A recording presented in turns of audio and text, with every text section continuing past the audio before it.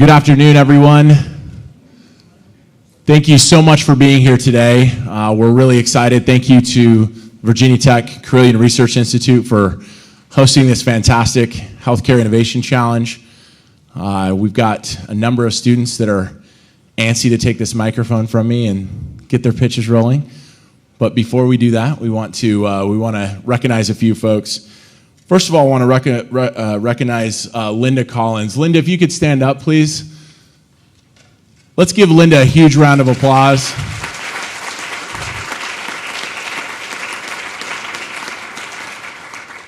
Many of you don't know, but Mark, Rob, and the judges and the mentors know how many emails Linda sent out, how she kept everything organized.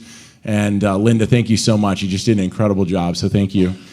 Also want to recognize my two partners in crime, Mark Van Dyke and Rob Gordy, just incredible innovators in the world of healthcare and engineering and medicine, and incredible entrepreneurs. And they've just been fantastic to work with. So thank you both for all of your effort in making this happen and making this move forward. Let's give them a round of applause.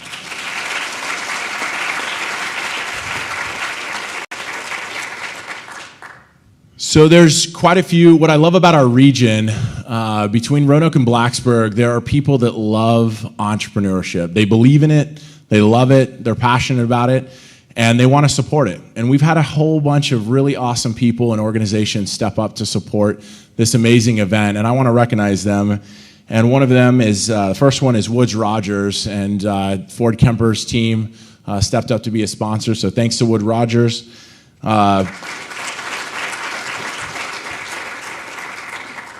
Pinnacle Bank, really grateful for their sponsorship as well.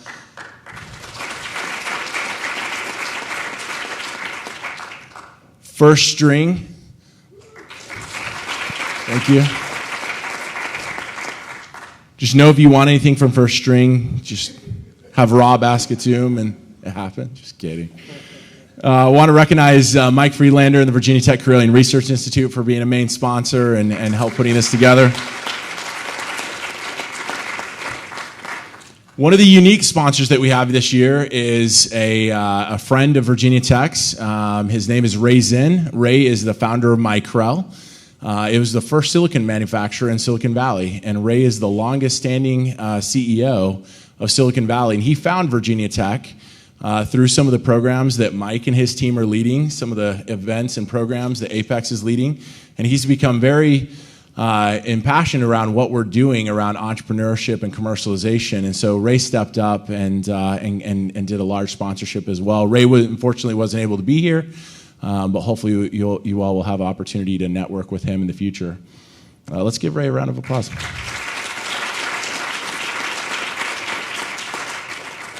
And then the Apex Center for Entrepreneurship, we're just ecstatic to be a part of it. I'm Derek McGard, I'm the executive director there.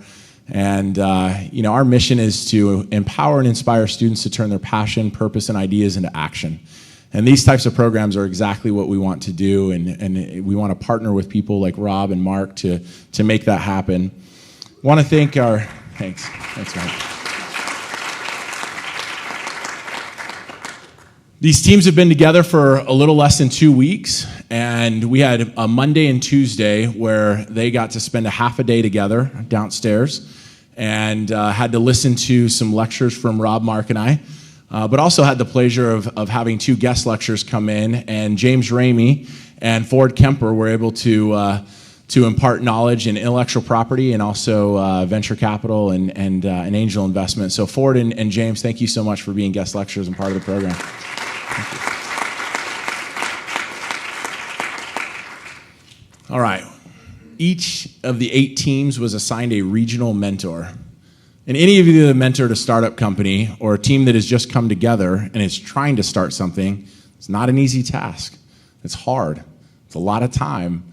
And these mentors were incredible in really providing top-tier mentorship advice and guidance for all the teams. And so I'd like all the mentors to stand up, please, if you would. Give them a huge round of applause.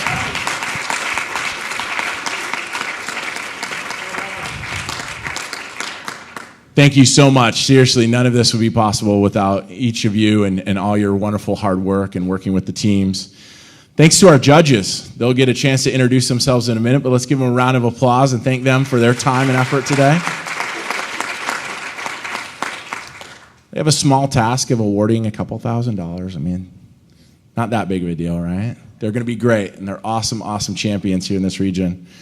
Lastly, I'd like to thank our amazing students.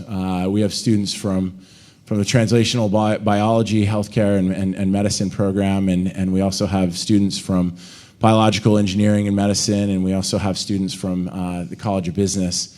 And when you bring these three disciplines together, it's been really magical to see what happens. It's been really fantastic to see how the teams have come together and how they've been able to learn from each other and also through this process. So to our students, thank you.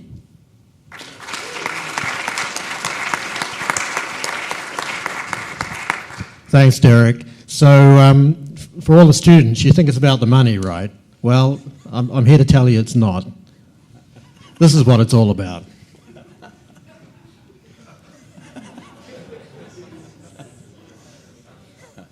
This is the first prize. Linda's going to have it mounted on a nice podium. It's going to stay at the VTCRI, but we'll have the names of the winning teams over the years placed on it. So this is what it's all about, folks.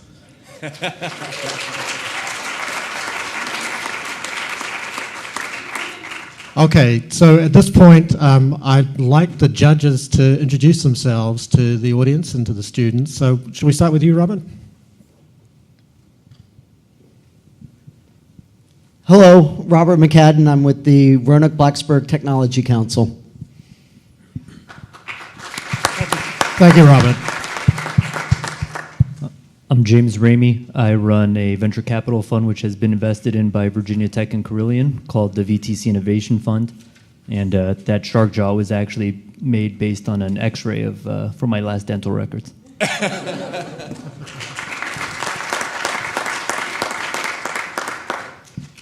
Gautam Gatnikar, I'm the co-founders, president, CEO of First String Research. I'm going to stand up and face you. Hi, everybody. I'm Nancy Hardwick from Aeroprobe Corporation. Thank you, Nancy. I can't get up. Good afternoon. I'm Mary Miller. I'm the director of the RAMP program, and I know I got some team members out here. I'm excited, so it's going to be fun. Hi there, Mike Friedlander, Vice President for Health Sciences and Director of the VTCRI. Great to be here. Hello, my name is Victor Iannello. I've started several ventures in the region, including my current one called Radiant Physics. Thank you, Victor. So thank you all the judges, all the mentors, and Linda, my wonderful administrative assistant. As Derek says, she's been a trooper. So at this point, I'm going to turn it over to Policeman Mark, and Mark is going to lay down the law. Okay, if I could have everybody silence their cell phones first, in respect for the speakers. The way that we're going to do this, I've mentioned to everybody, we're going to have the teams come down one at a time, pull up their slide deck, and we're going to go. I'm going to keep time. For those of you who didn't hear some of the ground rules beforehand, there will not be any questions from the audience, just from the judges. We ask if you have to leave, use the back door to come in and out. I want to add my thanks as well. Mike, you've got a great staff here at VTCRI. Had help from a number of people, Linda included, Jerry Martin as well. So just know that we know you've got a great staff here as well. All right, you guys ready to start? Team one, come on down.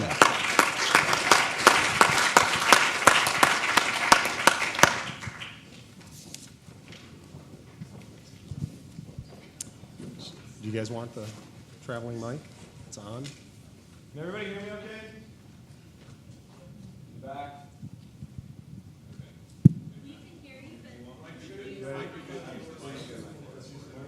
Okay, hello? I'm going to be standing over here. Can we get two? Yeah. Do it however. Oh, 2 lights, sure. Go ahead. That's what you want. Hello? Okay. All right. How's everybody doing? All right. Hi, everyone. I'm Patrick. My name's Ray. And we are Alpha Mimetic. We are a biopharmaceutical company dedicated to improving the lives of all the people in the United States and beyond suffering from cardiovascular issues, specifically high blood pressure. We will do this through developing superior medications and treatments to help these people. So, I don't know how many of you have been watching the news lately, but if you have, you would have heard that roughly 20 million Americans woke up with high blood pressure. This is because the American Heart Association just changed its standards on who has high blood pressure. Now this upped the amount of people in the US from roughly 30% to almost half of the adult population. Now that's roughly 103 million people. Now out of these people, if left untreated, 50% will die from cardiovascular disease. Another 30% will die from stroke. Now, if they don't die, there are several other very serious complications, including kidney damage and even failure, and also an increased likelihood of developing dementia later in life. This is a very serious problem, and it will only get worse as rates of obesity and the average age of Americans go up. So for our solution, we created a mimetic peptide that's able to bond to certain areas within blood itself. So hemoglobin becomes our target, where we can enlist some sort of specificity to be able to activate the naturally occurring synthesis of agents that are able to dilate blood. So in order to reduce hypertension, part of the strategy is to be able to make those vessels larger to increase the blood flow.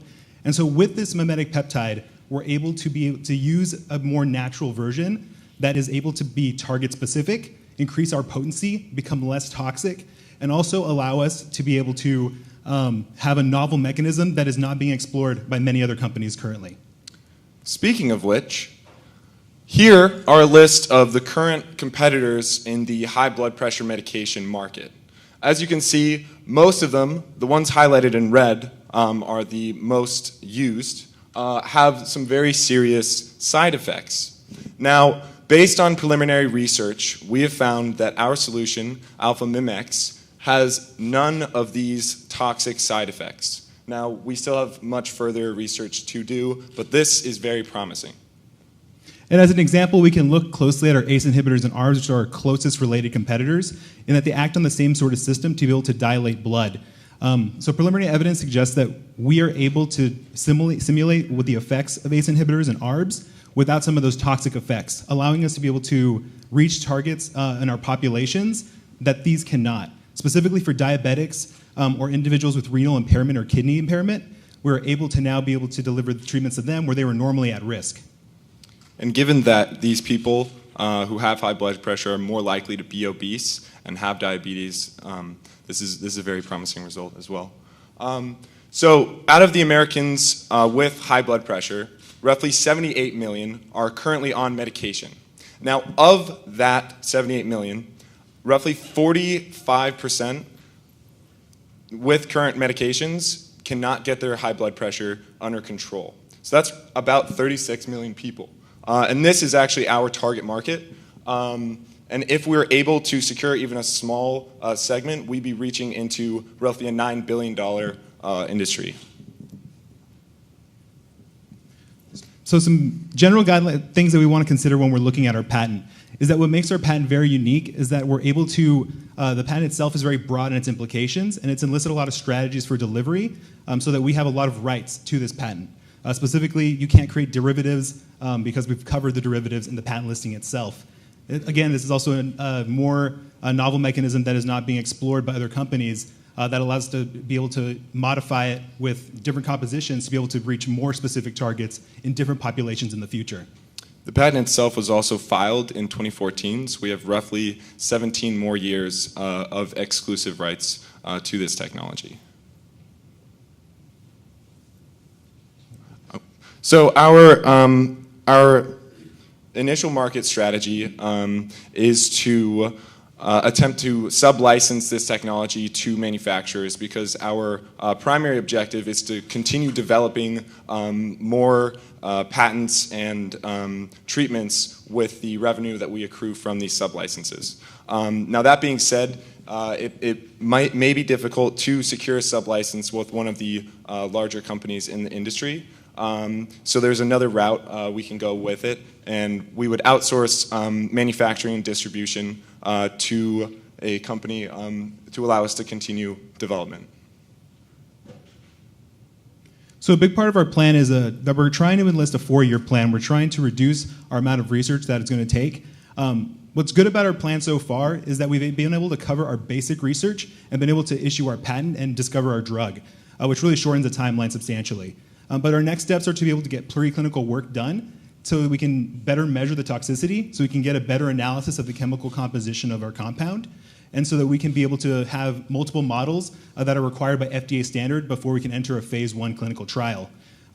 With these costs, however, we're specifically focused on being able to address our preclinical and our phase 1. So with our costs, we're looking to be able to meet our around $3 million to $4 million needs for the immediate future. Again, this allows us to get the preclinical work done, as well as establish our phase 1 clinical work required for our patent to be able to make it to the market. But another strategy we're going to be able to enlist is enlisting the help of large supporters of grant funding, so that we can be able to not only mitigate these costs, but also try to bring these research forward more quickly to our patients. Some of our exit strategies, our primary exit strategy is actually to be acquired by one of the larger companies within this sector. We know that Novo Nordisk has recently invested in a smaller pharmaceutical company, and Johnson & Johnson most recently invested $30 billion to acquire a similar pharmaceutical company. Okay. Judges, the time for questions begins now. How did you get the $90,000 figure for preclinical studies?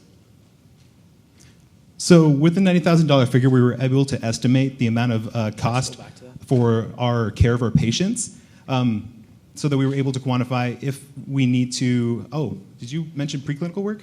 Sorry, I was thinking phase 1 work. So for preclinical work, all the screenings required that we were able to get to other smaller companies who were able to get our toxicology screenings, as well as the screenings for our composition of our chemical. The average cost came out to about $90,000 from the high end and low end, taking the average of those two. For the $90,000, are you anticipating doing all the tox work to get to an IND to test this in people? Yeah, the idea is that with those $90,000, it should be able to provide enough clinical evidence for us to be able to move forward with enough evidence for the FDA to give us an approval. To test in people? Yes. The other thing I noticed is that this is just a question in terms of the pricing. So you were saying that Alpha X is going to be superior to all these other products, right? No toxicity whatsoever. Current evidence shows that, yes. Right. So why price it at $32? We'd like to be very competitive when we enter the market. If we do choose to produce it and sell it ourselves instead of sub-license it. If we do choose to sub-license it, the pricing would be fully up to whoever is selling it themselves. Isn't your competitive advantage the fact that this is superior and effective, more effective, safer? Sure, absolutely. But there's still other competitors in the market. And if we can come with a more competitive price, we can displace them from the market we're targeting, which gives us a larger segment in the long run. I'd like to ask you a question about the science. You talked about this unique approach of binding to hemoglobin, delivering to all the vasculature, and you also mentioned to us the market includes people with a variety of complications from hypertension, such as renal disease and so forth. So the vasculature in those organs after hypertension can be selectively damaged and change in elasticity. Do you already have enough preclinical data to show the effects on local vasculature? Is that embedded in your $90,000 studies that you need to do. It seems like there's a lot of work there still to do. Exactly what effects are you? So you're delivering this everywhere, and you have differential effects on vascular beds and different organs for people who have suffered from hypertension for a while, right? Okay, so well, how are you gonna figure that out and pay for the studies? The complex that we're trying to keep apart, that leads to more nitric oxide bioavailability, is localized only in the junctures in arterioles that are contractile. So it's not actually broadly displayed throughout all veins. It's only actually going to affect. You've already been able to successfully demonstrate that. Yeah, that's been demonstrated by multiple studies and in multiple models. You spoke about your exit strategy and your pricing strategy, and I saw quite a bit of detail about the cost or investment that you might need. Did I miss overall sales and break even? Do you have some pro formas to show us? We do not have a pro forma in the slide deck, but if we were to choose the sub-licensing route, that would depend on the sales. We're still very far away from how much we'd be able to ask companies if this even is a entirely effective treatment for the market that we're targeting. You know.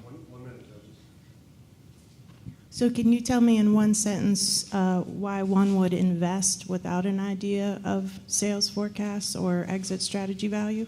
So the sales forecast, we could secure roughly 30% of the market that we're targeting. That's still a $3 billion industry.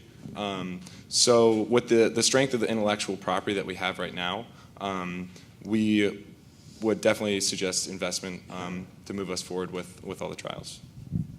Follow up on that answer. Also, our drug has very good potential to treat additional disorders down the road, particularly pulmonary hypertension, which is caused by a lack of bioavailable nitric oxide specifically. So our drug would be potentially even more effective with that, which is a very disabling disorder that leads to a high amount of mortality. It's just a smaller market. That's why we're not going forward first. It's a much smaller market. Yeah. Okay, gotta cut it off there. Okay, let's thank teamwork. Good job, guys. All right, team 2, come on down.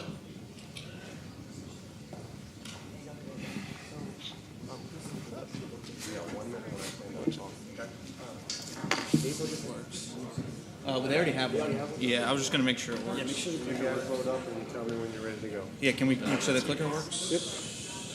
Let the judges make some notes. Tough going first. It works. Where'd he go? I think that's on. That's off. Is it off? Down is off. We'll start with that. Are we going to have... Let's leave it like this now. Pick it up. Do you want them on? Huh? Do you want them on? Yeah. There's only 2 mics? Yeah, because you're going to get it at the end. So I think when Dr. Van Dyke stands up there, so like Paul's observing when he stands up, he said wrap it up then, so I can conclude the vision part. 1 minute. Best case you're already talking. You sure that thing's on? You want to switch? Ready whenever you want to start. All right, good afternoon, everyone. We are Heart ID. Before we begin, I'd like to thank everyone who made this all possible, and of course, the wonderful judges / investors for being and taking your time out to judge us today. Briefly introducing our team. My name is Mohammed. With me, I have Saba and Paul, along with Chow, Ethan, and Al. And secondly, our mentor could not be here today, but we would like to thank him for his guidance.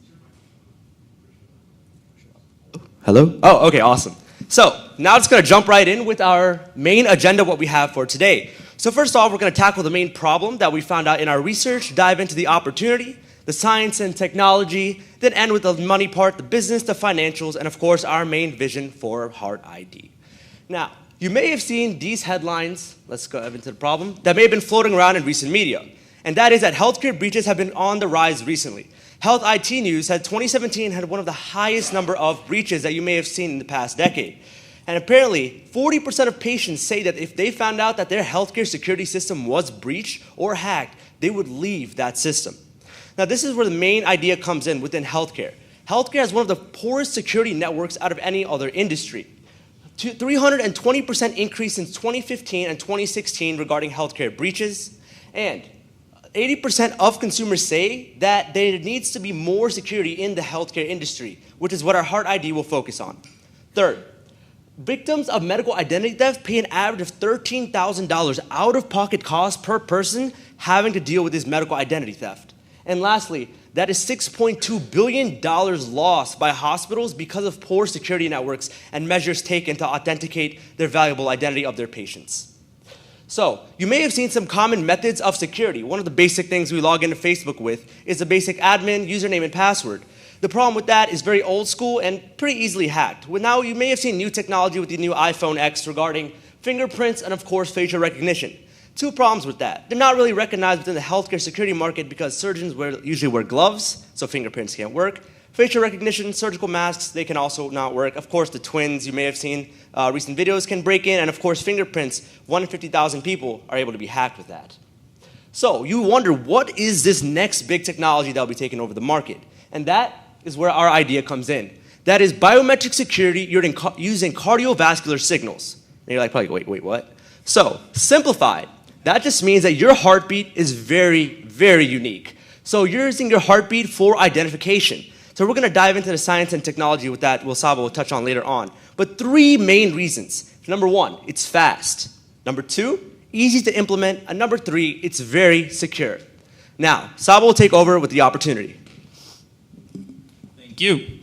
So, as we've mentioned, we're trying to target the healthcare records industry. And with over 5,000 hospitals in the US and over 87% of physicians actually using some sort of online or electrical record system, this is a huge market and a huge problem with these security issues that we try to address. And as you can see, the biometric authentication market is vastly growing currently, and it's already sitting at $5.5 billion, and we're going to get to just over $7 billion in just 6 short years.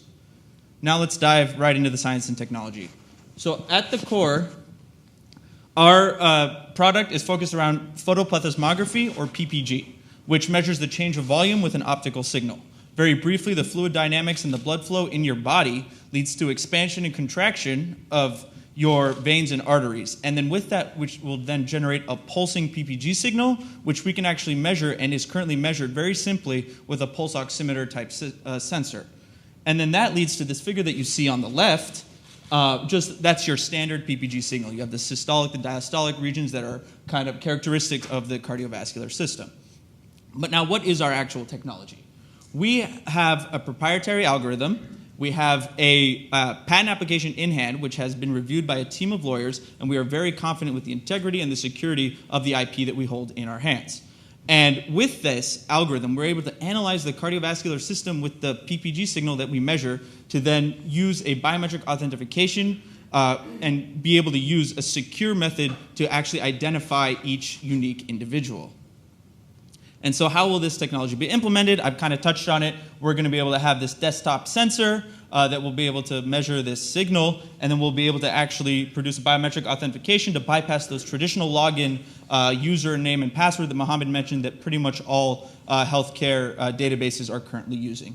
And since we are working with patient records, of course, we're going to have to abide by all HIPAA regulations, and we are very confident that we are doing that, and we're actually going above and beyond by further securing these systems.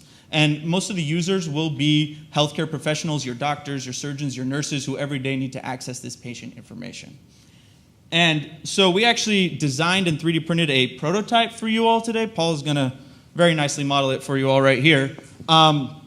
And you can see it's a very sleek design. There's a very simple packaging that goes along with it. And we actually, when we set out on this journey, we wanted to talk to nurses, doctors, surgeons, and see whether this idea is actually receptive in the community. So we actually reached out to some nurses who work in the surrounding area at the Carilion Clinic. We went up to the DC area, as well as reaching out to some doctors in Stanford, and they were all very receptive to this sort of idea. So I'm going to hand this off to Paul now. He's going to jump into the business and financials. Awesome. Thank you, Saba. So we're going to be targeting the enterprise business-to-business sale authentication system space for hospitals. We're going to do this by targeting healthcare information system providers such as Epic, who's used by Carilion right here. We're going to roll our product out to hospitals under these providers that have PCs that are connected to electronic medical record systems. And that'll allow us to distribute our product to over 50 states and 190 million patients. So our financials here on the graph on the left shows our break-even analysis. So at approximately 20 hospitals, we'll begin making profit. And this means on the graph on the right shows that we'll be making $35 in profit for each individual device, with hospitals requiring between 200 and 500 devices per hospital.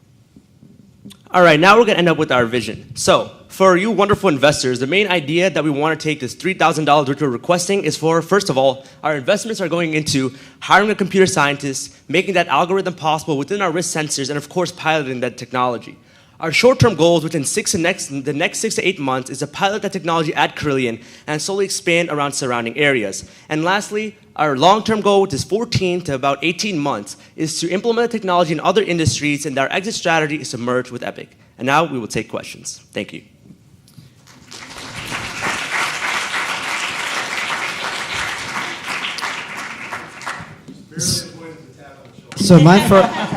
So the first question I have is, why would you choose the healthcare industry to debut this in, since it's a regulated industry, and why would you not find another industry that's already comfortable? You've got the healthcare industry is still using passwords, and there are other industries that aren't using that. Why would you choose that as a target industry? So we looked at the security problems that the healthcare industry faces. So when inside hackers steal patient medical records, that info is actually just as valuable as something like your social security number, and it's just as has just as much longevity. So that's extremely valuable to steal. So that's a really big problem that we wanted to solve. Yeah, just gonna touch on that a little bit extra. So we actually did look at like other industries, such as the Department of Defense, the CIA, looking at those. But also, since like I think we talked to Dr. Van Dyke, and it was like a healthcare challenge, so we kind of had to be a little limited within applying it in the healthcare industry. So that's why we kind of focus a lot on that also. But that's why we had our long-term goals were to be kind of implementing it in like Department of Defense and other industries that are very secure with the technology. Do you have any data or studies showing that what you're measuring is actually different between people? Like, how do you know that the heartbeat is actually better than a fingerprint or face scan? So a lot of the IP came out of a lab here at Virginia Tech, and they did a lot of work using publicly available kind of PPG databases, and they ran this algorithm. They had kind of a few different iterations depending on how they were working with their time and frequency domains, and they were pretty accurate to the exact individual. They kind of would run it for 2 seconds and find almost 98, 99% accuracy, but when they actually ran it out to a full 8 seconds, it was very authenticated to a single individual.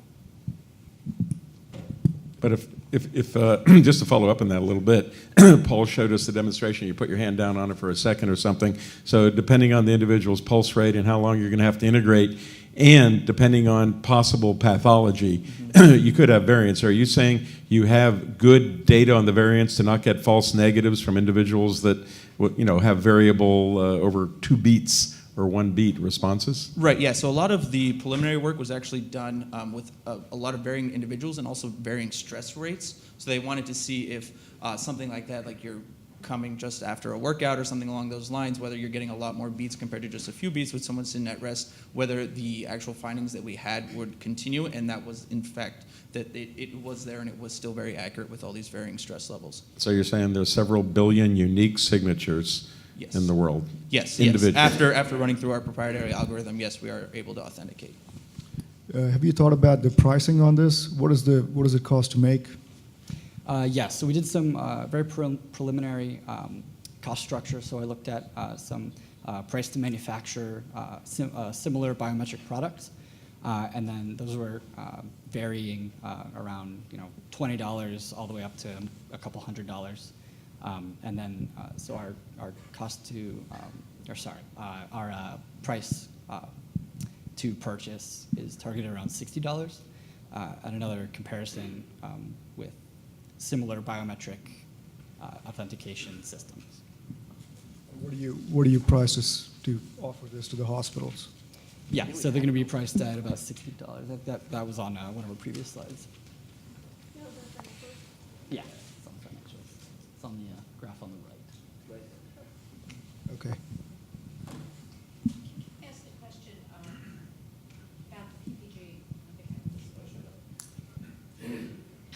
The question is, so I have a unique PPG. Where's my data? Where's the database being stored, and how is it secure? Yeah. For the whole world of PPGs? Yes. So we're. Sorry. What do you mean by that? I want to know where my pattern match is being stored, so that when I walk up and you measure me, you know it's me, right? Yeah. So we're partnering with the providers who have the authentications right now that use username and password. So we're going to be partnering with them to make that authentication database work with their login information.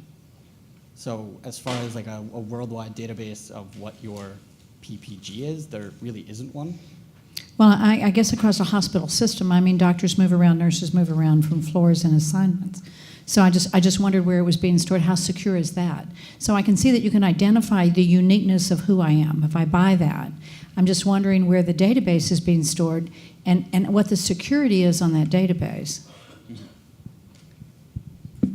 I can take that. So in accordance to whatever, I guess you could say hospital or certain area that it's being stored in, so whatever cloud, I guess you could say now it's all cloud computing, but then that's where that idea comes in of, you mentioned of that being secured network, and that's something that we want to look at in our piloting technology. So one of our short-term things that we had was we want to pilot the technology at a hospital. So in that piloting phase, we want to see what kind of feedback we can get and how we can continue securing that network before we start implementing it in, let's say, 20, 30 hospitals throughout the entire country. So within our short-term goals, we would like to figure that out as well. Thank you.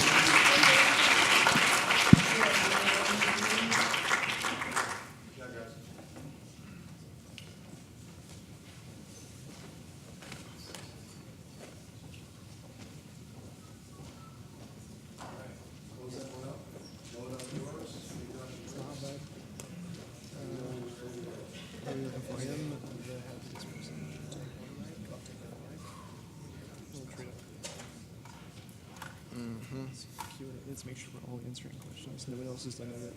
Yeah, make sure we're all answering questions during Q&A. No one else has done it. Hello? Hello? Hi.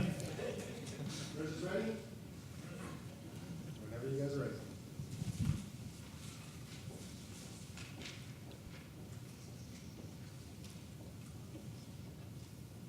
Ready? Hello, we're ECM Medical Solutions, and we're excited to share with you today some exciting new technology that we're working to commercialize and some of the opportunities associated with it. Right now in the United States, about 90 million Americans suffer from a disease called non-alcoholic fatty liver disease, or NAFLD. This basically means that they have too much fat in their liver, and it's tied to obesity. The problem occurs when this disease morphs into something more serious, known as NASH, which is the actual inflammation of the liver. However, NASH can only be diagnosed currently with a liver biopsy. That is the standard of care. A liver biopsy is an invasive, expensive procedure, and it's a risky procedure. It involves a doctor sticking a needle into your body, pulling out a little piece of your liver so they can more closely examine it. Not only is it risky and invasive, it's also costly. It can cost over $3,000 with complications. And also, it has serious side effects. About 25 to 30% of patients who undergo a liver biopsy procedure experience pain. So obviously, it's impractical to do a biopsy on 90 million Americans to test them for NASH. And they don't, because they can't. So instead, they run a series of tests and a series of questions to determine what your risk level for NASH actually is. And based off of that, the doctor would then recommend a biopsy. This is a problem because it's becoming increasingly more important to have an effective and accurate diagnosis for NASH as more therapeutics enter the market for NASH. This is where ECM comes in. Our value proposition is providing an accurate and effective way to diagnose NASH using a non-invasive test. It's simply a kit where you send in a blood sample to the lab, they test you for NASH, and you get the results back in a very timely manner. Now, this value proposition is not only for people who might have NASH, it's also for people who currently have NASH. It allows them to track the progression of the disease, where they are in the disease, what stage they're in, and what treatment to pursue based off of that data. This is a massive growing market. Last year, about $500 million was spent on NASH in the US, but it's expected to balloon to over $20 billion over the next decade, and that is primarily driven by the therapeutics that I discussed earlier. Right now, the main treatment for NASH, or NASTL, is really just a lifestyle change, but there are drugs coming onto the market where a correct and accurate diagnosis is going to be critical in determining what your treatment should be. Not only that, but our market isn't just people who have NASH or people who will have NASH. It's people who might have NASH. And because it's tied to obesity, and obesity affects 1 in 3 Americans, it's a massive growing market. And again, that's where the 90 million figure comes in. 90 million Americans currently have NASTL and should be tested for NASH.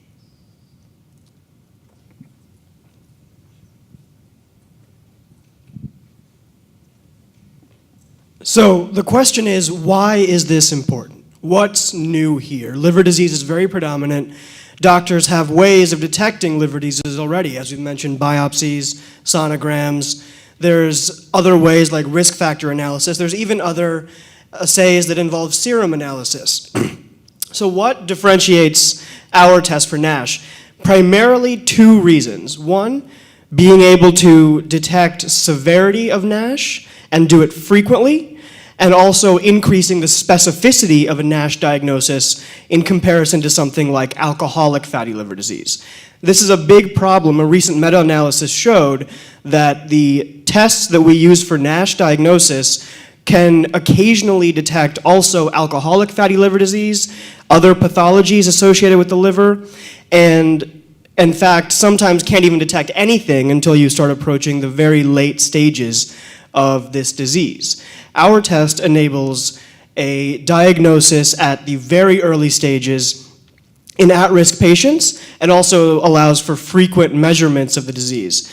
Now, the way that we do this is by packaging an easy-to-use kit of 4 different antibodies that have been already shown in post-hoc analysis of clinical trials to have a 95% specificity for NASH. We do this by analyzing the symptoms and the different pathologies associated with the complex diseases of the liver. NASH involves inflammation, which we detect through tumor necrosis factor. It involves fibrosis, which we detect through cytokeratin. It also involves fatty deposits, which we detect through the adiponectin and resistant antibodies. This particular combination is what makes our patent special. It combines already known scientifically evidenced analyses into a product that has an emergent property that none of the different analyses have by themselves. It also allows us to have a patient come in, get tested multiple times, and have their treatment altered based on the newfound results. I mean, how many liver biopsies are you going to get? How many times are they going to take a chunk out of your liver? This just requires a simple blood test, come in, it's cheap for the hospital, it's relatively cost-effective for the patient, certainly much cheaper than a biopsy, and you can get progressive checkups to see how your disease is progressing. And this is all made possible by a diverse management team consisting of multiple disciplines, as well as the wonderful advice of a mentor, Sam English, who has great experience in commercializing products and bringing diagnostic measures to market, as well as Brett Malone, who has experience in this particular field and has been advising us extensively on how liver diseases are diagnosed and how products are brought to this market. All right, so let me run you through our business plan real quick. So we got a 3-stage business plan. The first part is partnering with pharmaceutical companies who are currently in phase 2 trials for their anti-NASH drugs. Second one will be using that data that we get to go to the FDA and get approval for our diagnostic test. And the third stage is just simply going to market because we think we've got a very strong chance of getting through the FDA. And these 3 stages actually correlate to our pro forma, which you can see there. Just going to touch on that briefly. And here is our market landscape. Right now, the only The only non-invasive method of diagnosing NASH would be ours. The closest competition would be Fibromex, and they can't detect NASH, just fibrosis. Done. Okay.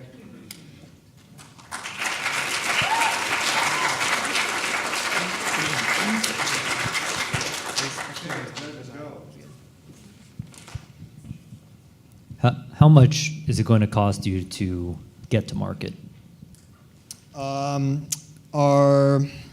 To get through our first 2 phases, which would be year 1, year 2,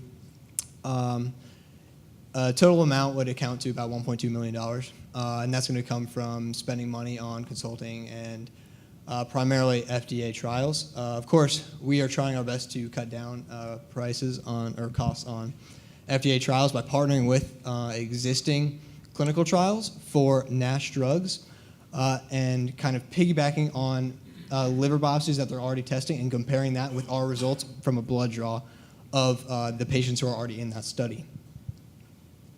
What about for preclinical work? I'm sorry, what do you...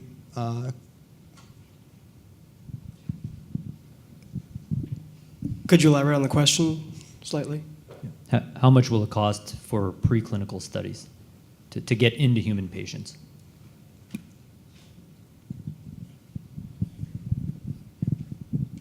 So to get into human patients, we've already actually done, our clinical trials have already been done within, or with our kit in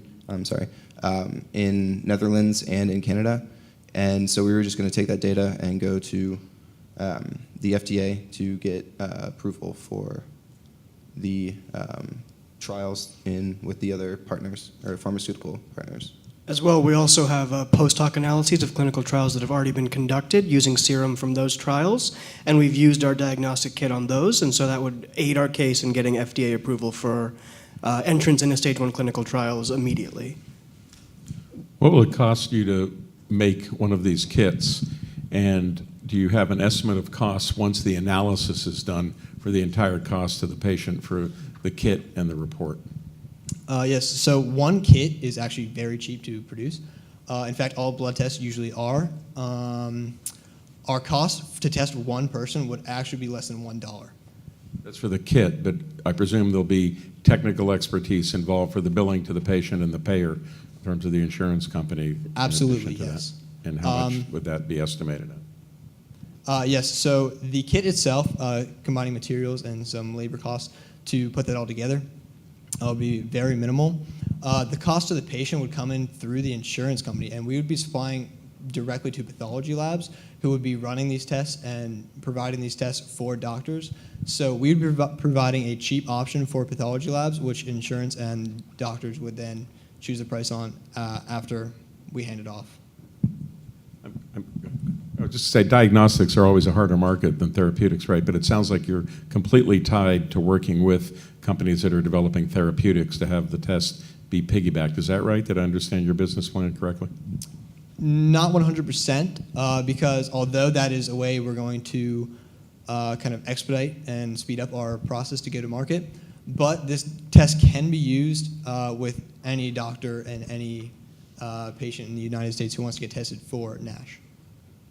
Since you are looking to piggyback on the clinical trials of pharmaceutical companies, have you talked to any pharmaceutical companies to get an understanding of whether they would be agreeable to this sort of arrangement? One cool thing about what we're doing with partnering with them is we're partnering with companies that are already in the NASH market, but they're developing therapeutics. So they'd be reliant on an accurate diagnosis system such as ours to really make their drug work with their go-to-market strategy. So that's why we think they'd be incentivized. We do have some ideas in mind, but we haven't had enough time in the past week and a half to really reach out to them. We also spoke with a consultant who brings NASH-related drugs to market, and she advised us on this piggyback strategy in particular that companies who provide NASH drugs are in what, in her words, dire need of a test which points patients to these drugs. And so the partnerships that we're proposing are sort of a gap in what already exists in the drug company architecture.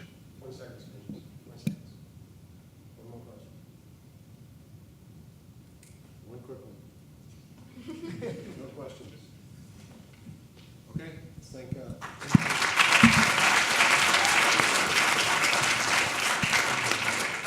Okay, team 4. Right? Team 4.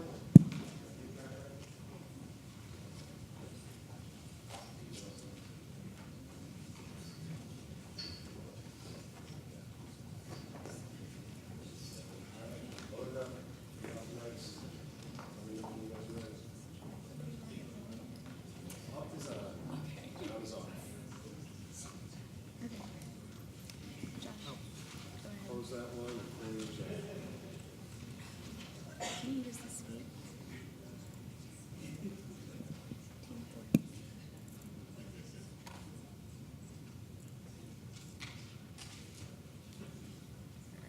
Mic's on?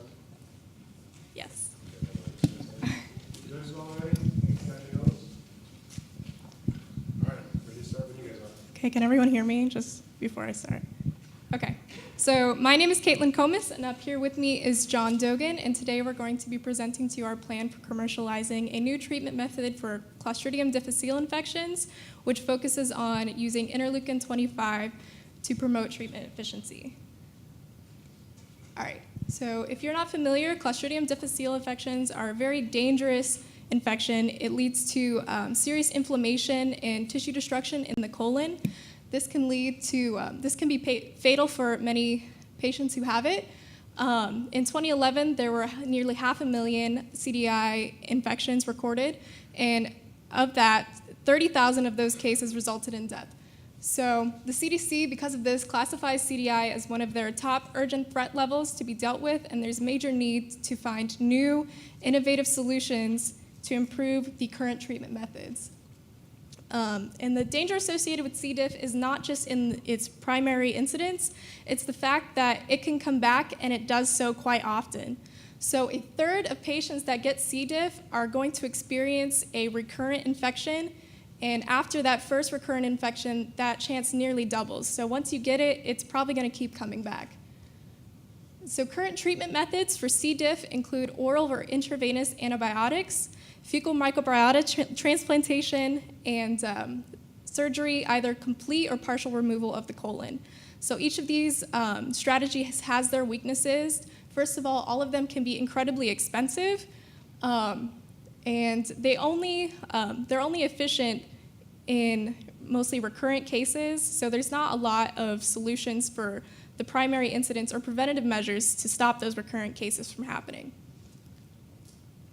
So Luca Seal's difference is that it is a probiotic solution consisting of 5 different bacteria that are all chosen to stimulate IL-25 expression. And what this does is it protects the colonic lining and also helps to restore bacterial diversity in the colon so that it prevents against recurrence of CDI. All right, so we do have one other competitor in this space that is producing a probiotic to address CDI.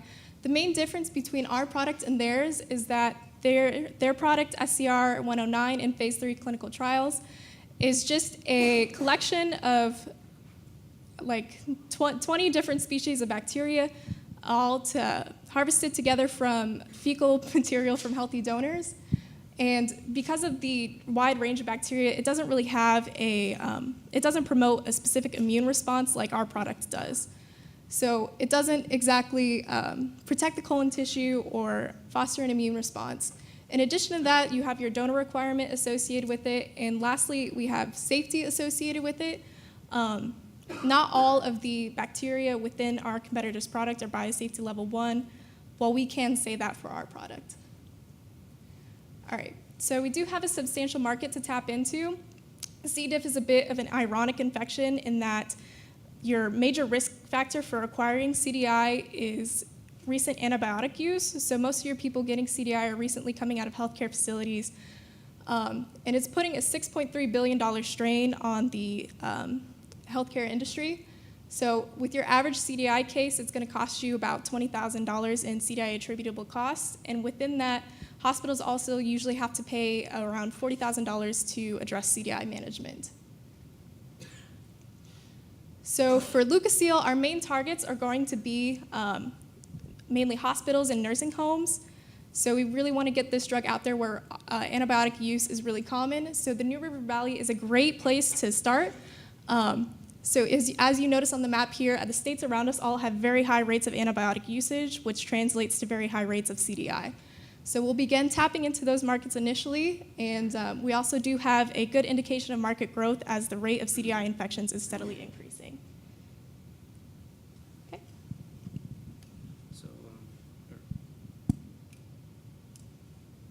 Okay. Okay.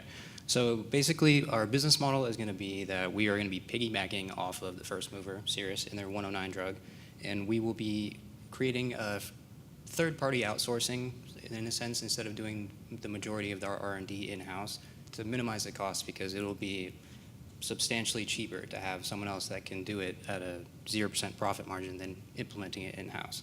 And from this, we will start marketing during our phase 3 into the physicians and healthcare facilities.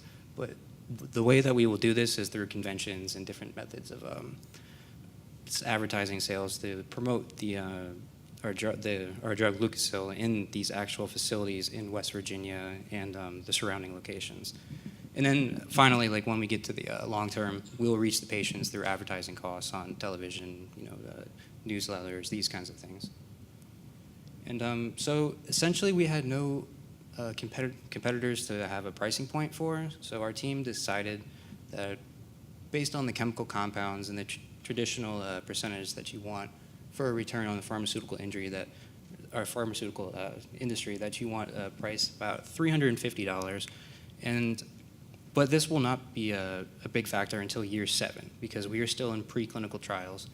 And essentially, when we reach the market, the only other drug, Cirrus 109, will be available, and they will have a share of maybe 20% of the available market of the 453,000, leaving essentially 79.02% of the market left. And we can capitalize on this by, you can see the revenues from that, $125 million per year. But we will have to implement some kind of cost structure to that, which we will not know. So we estimate on the next slide that these will be our increases and decreases in the expenses that we will incur. And you can see that the R&D will decrease substantially because we'll be piggybacking on these costs, and also that we will need to increase our general administrative costs, for the marketing and the advertising parts. So here's the big takeaway numbers. You can see that by the end of year 10, this is our financial projection. The investors will make a 364% return on their investment. And essentially, that's huge. That's a very big margin, considering that by year 8 and 1 quarter, we will be at the break-even point. And for our long-term feasibility, we were looking.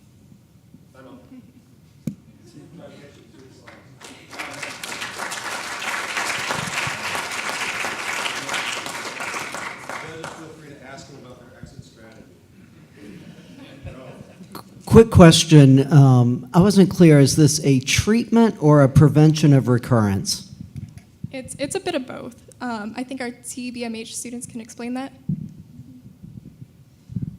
Like IL-25 can promote the production of eosinophil, like this one, eosinophil can promote the immune system. So the immune system can better act as a mediator to create a new balance of inflammatory environment.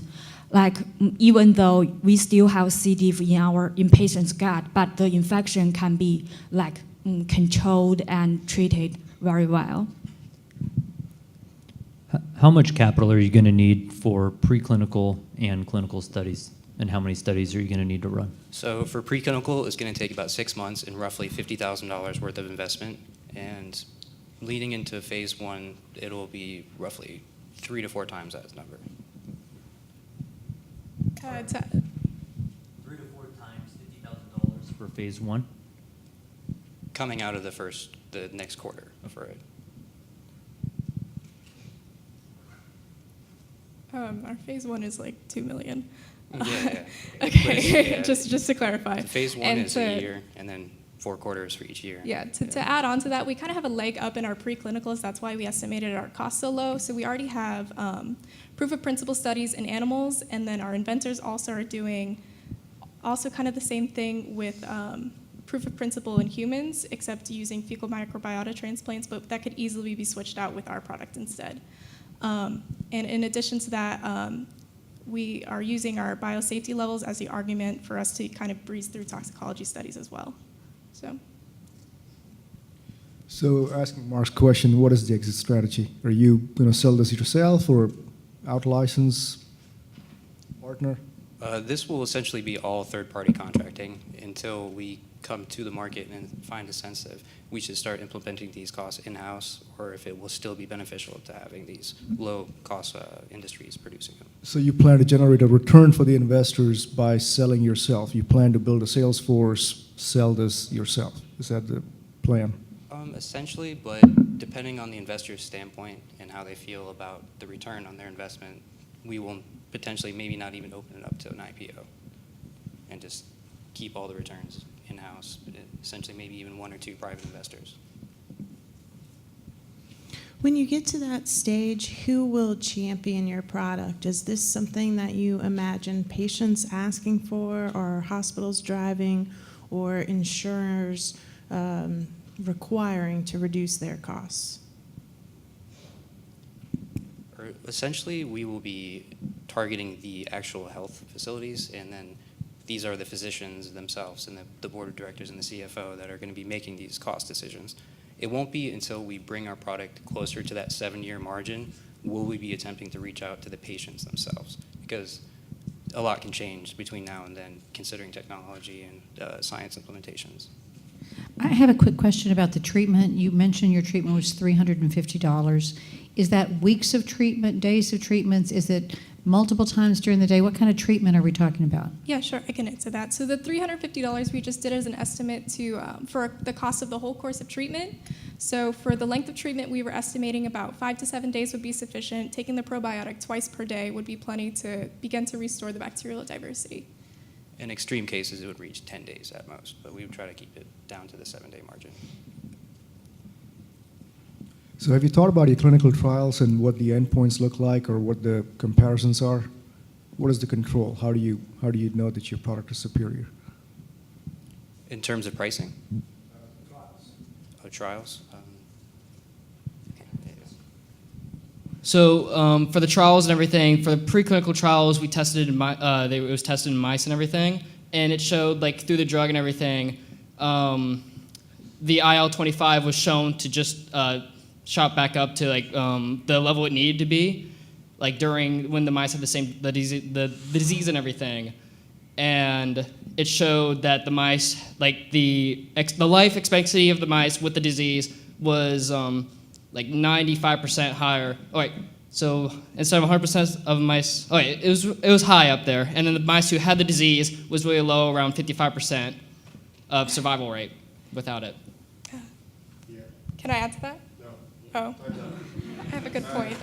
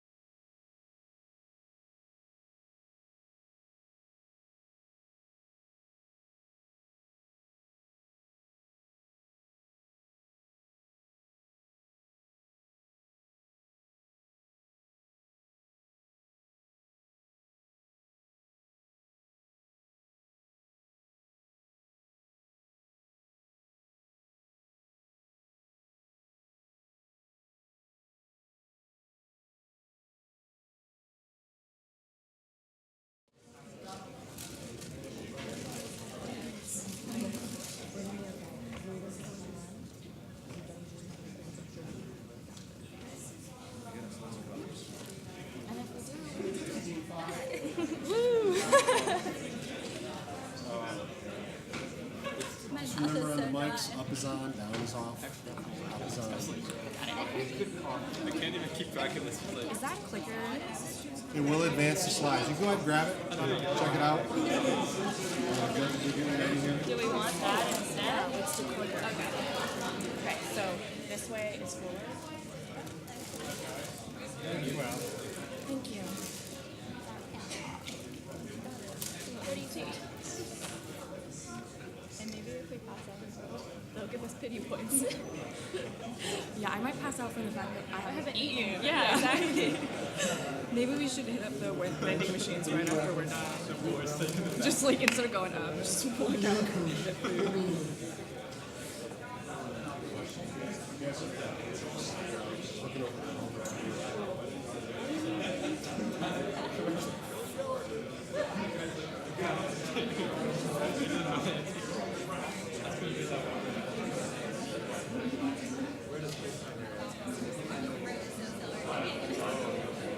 There's some kind of cold front, something going on. My wife and I both are just. It's all right. What do you think about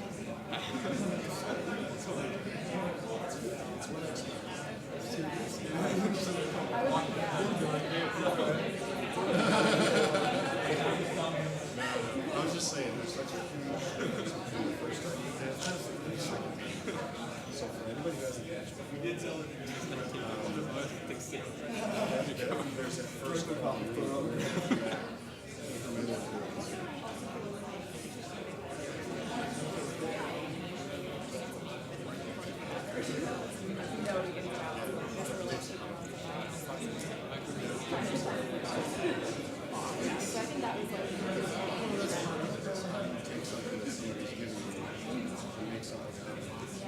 I mean, in industry, very, very frequently, you would think the developer, the commercializer, the marketer, really use parts of it. And so you'll be given projects, you'll be given ideas, and what you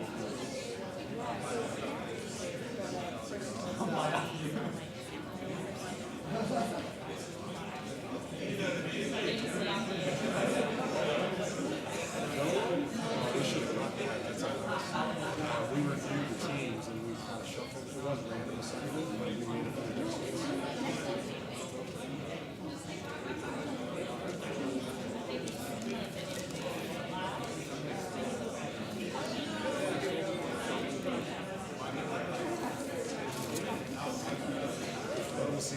Yeah.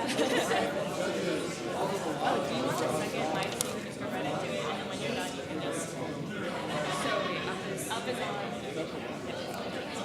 Okay, good work, guys. Really like bad.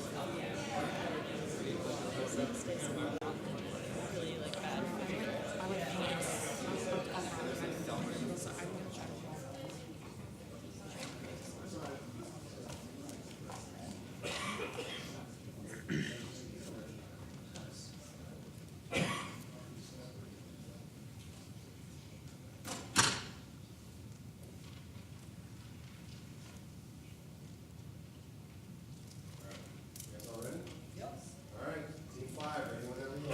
All right. So thank you, everyone, for coming. Good afternoon. We are here to present our company Medicines. We're specialized in advanced fiber. Oops, I'm so sorry. Specialized in advanced fiber optic sensing solutions. So the key problem that we're focusing on is the development of pressure ulcers. Now, these are highly preventable localized injuries to the skin or underlying tissue that are caused by prolonged pressure due to patient inactivity.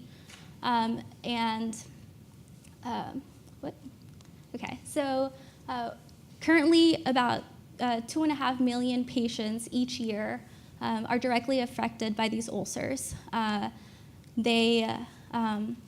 of this is occurring to an incredible $11.6 billion spent on treatment of the ulcers. And in addition to that, there are more than 17,000 lawsuits that are directly related to pressure ulcers. And so hospitals, nursing centers, and rehab centers are all easy targets for litigation where the patients will develop the ulcers under the care of the facilities. And unfortunately, this is a huge, a massive problem where almost 7 patients die every hour, every single day. So there are products on the market currently that are set to attempt to address this, to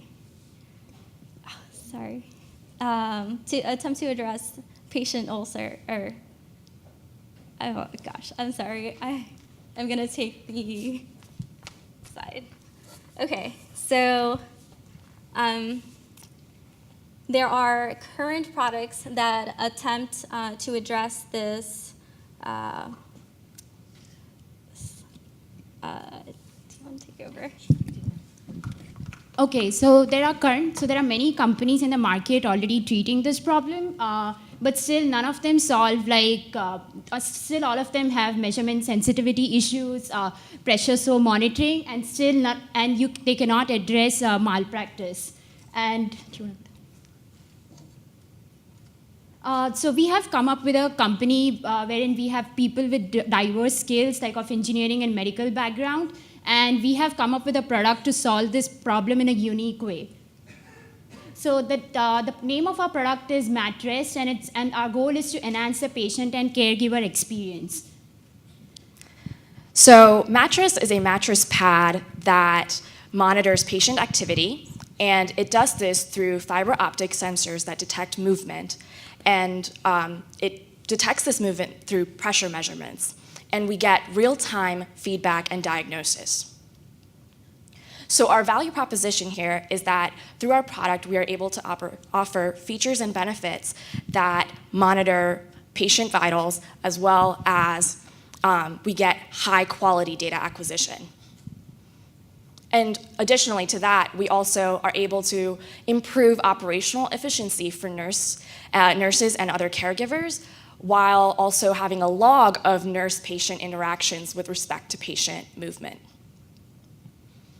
So that brings us to our competitive analysis. Unlike other products in the market, Mattress has several features, including management of pressure sores, patient fall prevention, vitals monitoring, and moisture detection, and that includes urine, blood, etc.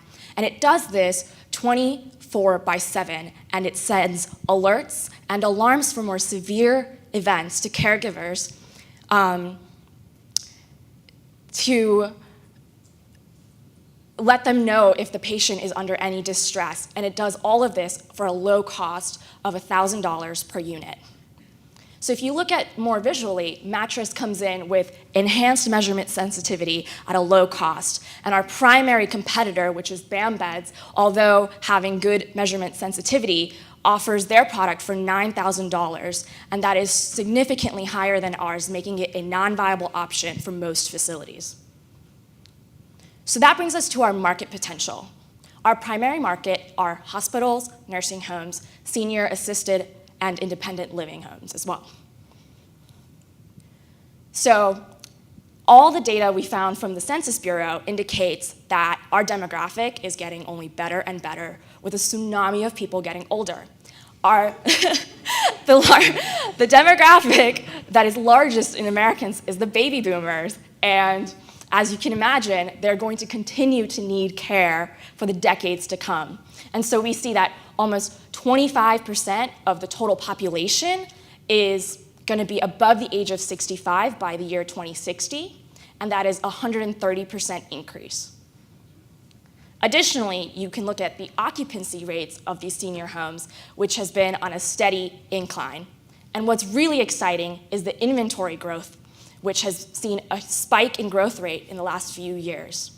And this encompasses senior assisted and independent living homes, as well as nursing care and memory care operational units. So 58% of the current inventory available is over 17 years old. That, coupled with a 6.5% inventory growth rate, leads to a national market of $2 billion. To ensure the success of our product, we have developed a 6-stage business model. We have separated these actions between in-house activities and then outsource activities.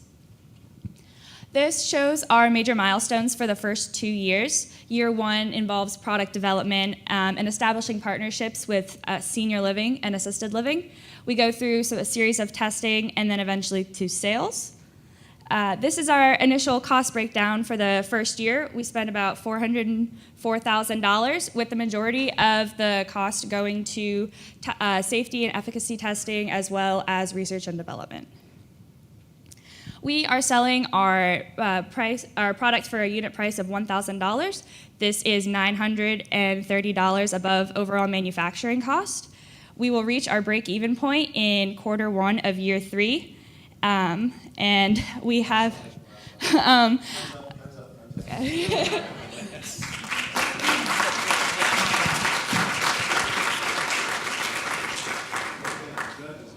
Based on your slides, I'm a little confused, just because you showed it as a pad, but then you said you were replacing beds, aging inventory of beds, and then you showed it detecting moisture, but you showed it between a top mattress and a bottom mattress.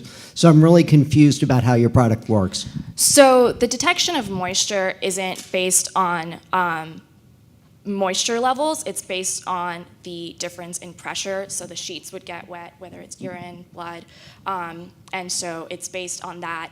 Our measurement sensitivity is so great that we're able to detect that as well.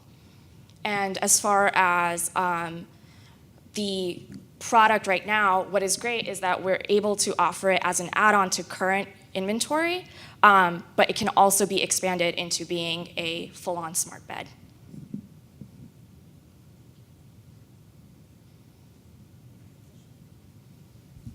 So, would you say your product is is it a product, or is it a data offering, or is it a software offering? Fundamentally, what is it that you're offering? We're offering a smart bed, so it's basically, it can replace any rudimentary system, and our patent is on our software technology. It basically is a signal processing software that allows whatever data our fiber optic cables get to be given into usable, workable data for trends to be seen, or basically just to make things more efficient for overall patient care. Is it an add-on product to a bed that perhaps you would sell, actually have the bed manufacturer distribute for you, or would you imagine going through a separate type of distributor? We are actually manufacturing our bed overseas and then shipping it here with LCL container costs, because they're very low, especially for low weight and low volume products like ours.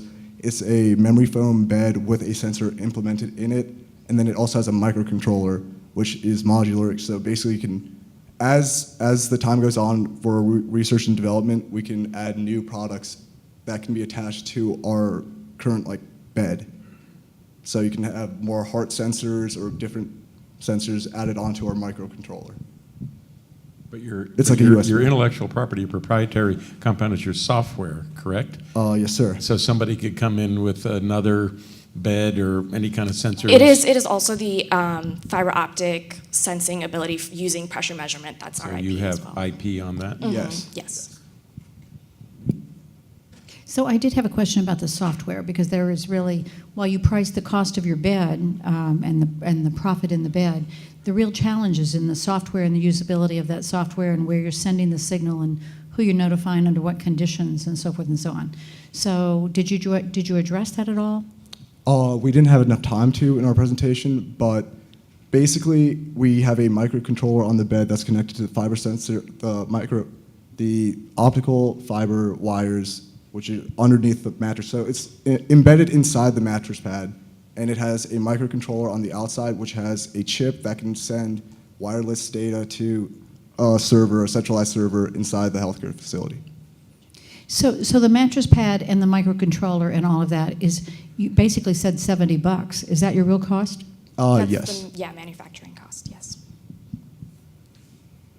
May I clarify, this then for you is a hardware solution, and you would need a strategic partner to take the data being transmitted and turn that into actionable information, correct? So We you have- started with the pressure-based wounds. How do I know, what does your bed tell me that, how do I know to go turn a patient, for example? Is that a partner that's going to do that piece? No. Okay. So we have the ability to use that data and have an algorithm to then translate it to what kind of movement it is, what kind of pressure is being put on the patient, and so that is all in-house. Yeah, that's all with our proprietary software. It has a converter for the signal that basically gives the signal to the processor, and then it'll do the algorithm to find actual measurements that are helpful. So what's the next product? I mean, is this it? What if No. you outfit all the beds, and then what happens? So what we want to do is implement our bed in as many facilities as we can, and then that's where the modularity comes from. Because this is a microcontroller, you can attach USB type, different sensors from like USB to like Thunderbolt, and with that you can attach different displays like iPads or like heart rate monitors, and that's what our research and development is going to be about. So after we've like after we've been in the market for a while and have a good consumer base for our bed, we can make it modular, or it's already modular from the microcontroller, and we can basically just add new products to our market line. Okay, that's it. Thank you. Okay, E6. Gabby, do you want your papers?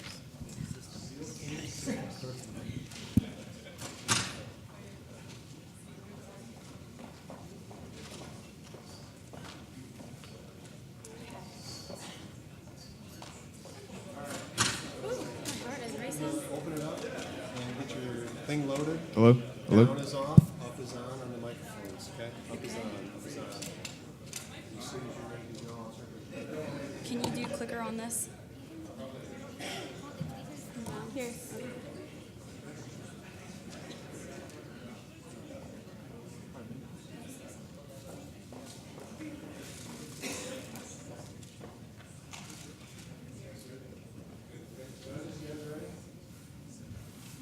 Okay, this next thing I guess is gonna blow our minds.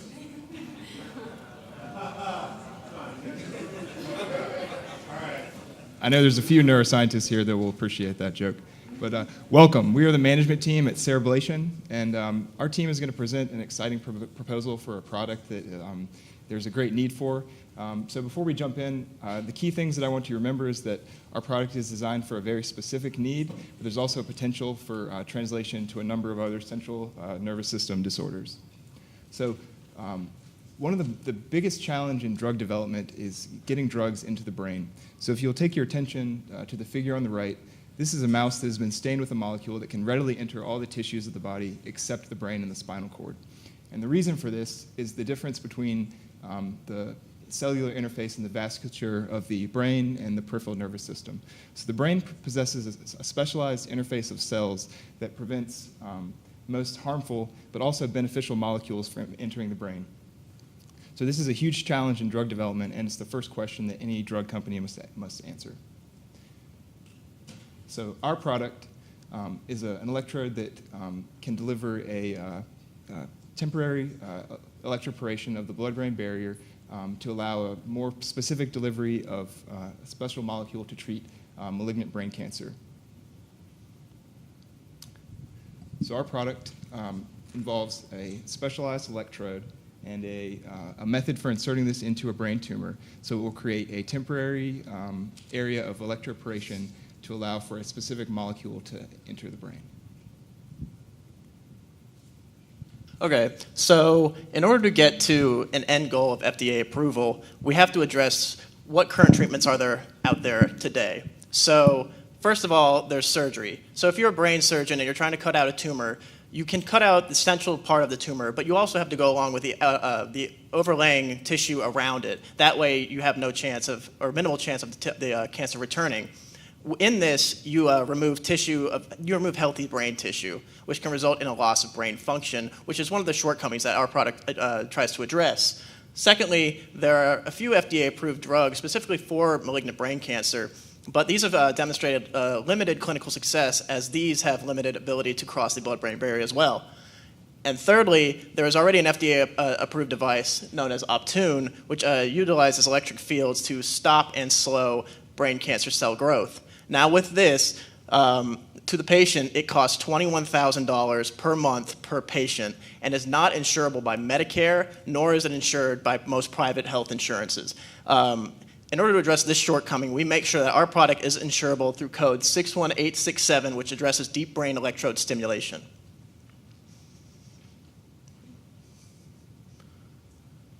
So, if we get into our regulatory approach on our path to FDA approval, we have to address the initial stages. So first, we want to make sure that we have patent protection of our IP. Second, we want to make sure we have freedom to operate. That way, we don't infringe upon other IPs that are out currently in the market. Third, we have to classify our device as a Class 1, Class 2, or Class 3 device. In this case, since we are highly invasive and entering the brain area, we have no choice but to classify as a Class 3 device. And with this means we cannot go through the regulatory approach of a 510K. With this, we have to go through pre-market approval, which requires clinical evidence, and that's how we will base our FDA approval strategy upon. So this is just a brief timeline. Initially, we'll conduct a safety and toxicity study, then followed by a translational animal study. Within that, gather enough data to schedule a pre-IDE meeting with the FDA, gather an IDA application, then begin FDA trials comprising of phase 1 and phase 2, and then after the conclusion of that, obtain FDA approval, and then lead to establishing a manufacturing capacity, selling to our market, and then coming up with an exit strategy in the end. So when we first penetrate our market, we're going to penetrate it by 5% of our 26,000 patients that are diagnosed each year. This will approximately give us a gross margin of 79%. Now, Nils talked a little bit about each milestone that we're going to have to reach. To the left of it is a cost associated with each milestone. We plan to cover these costs through outside investors and grants. In the left, you can see here EBITDA and revenue, EBITDA increasing, taking into account of cost of goods sold and other expenses, and then our total revenue for each year of the market. We plan to break even between year 5 and 6, taking into account how much we spend and how many sales we generate. Our first sales, we are going to be generating a $6.2 million in revenue. We're going to do this by selling to doctors within hospitals who already have a set up neuro program like Johns Hopkins or Carilion. 3 years, approximately 3 years, while we establish credibility and our market desire, we're going to plan to partner and merge with a company that can ultimately scale our business, grow our market, thus increasing profit, and this is really where you're going to see the return on investment. For sustainable growth, our opportunity to break into other diseases is huge, like Will spoke of in the beginning. These are some potential partners that we've thought about in the near future partnering with, usually around year 3. And now we have just a brief testimony from a local clinical oncologist. The symptoms that occur after a patient relapses have a significant detriment to patient quality of life, impairs their ability to interact with family members, friends, and impairs their overall function. So it is truly a disease in which we need more innovative therapies and need to focus our research efforts on finding better ways of drug delivery. With proper funding and our technology, we can save lives. Thank you.